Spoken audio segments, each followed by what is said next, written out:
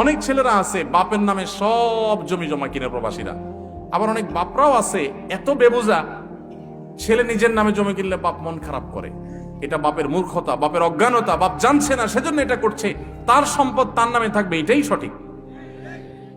আপনার নামে থাকতে পারে, আপনার সে যে জমি বিক্রি করে গেছে সেই জমিটা আপনার আবার কিনে দিল, বা ওই পরিমাণ জমি কিনে দিল, টাকা দিল, বা আরো এক্সট্রা কিছু আপনাকে দিল গিফট হিসাবে। ঠিক আছে, বাবা অনেক কষ্ট করছে, এক সময় আমার বিদেশ পাঠাইছে, ঠিক আছে আমি বাবারে 2-4-5 বিঘা জমি কিনে দিলাম বা ওইটা করে দিলাম। এটা করুক সে, এটা অনুদান, এটা ক্লিয়ার, তাকে হাদিয়া। আর নিজেরটা নিজের কাছে থাকবে।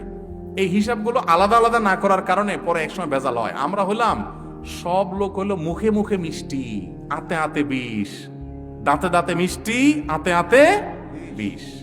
উপর দিয়ে বলি না না না আমার নামে দরকার নাই, সব তোমার নামে হোক। কদিন পরে এবার বলি না এগুলো তো আমার কামাই করা জিনিস।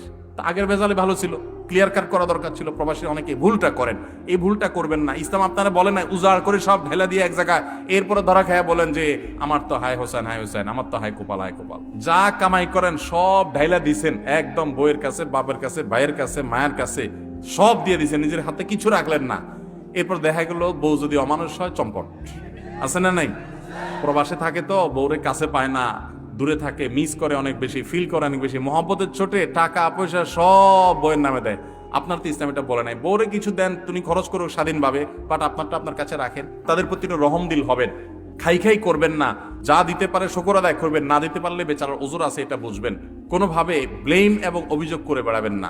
আর প্রবাসীরা যারা আছেন আমি তাদেরকেও বলি আপনারা একটু বিবেক বুদ্ধি খরচ করে চলেন। প্রবাসী ভাইরাও বুদ্ধিদীপ্ত ডিসিশন নিব, চিন্তা ভাবনা করে নিব এবং খুব হিসাব নিকাশ করে করব। অনেক প্রবাসী এখনো আছে নিজের অ্যাকাউন্টও নাই, টাকা সব আরেকজনের কাছে পাঠাচ্ছে।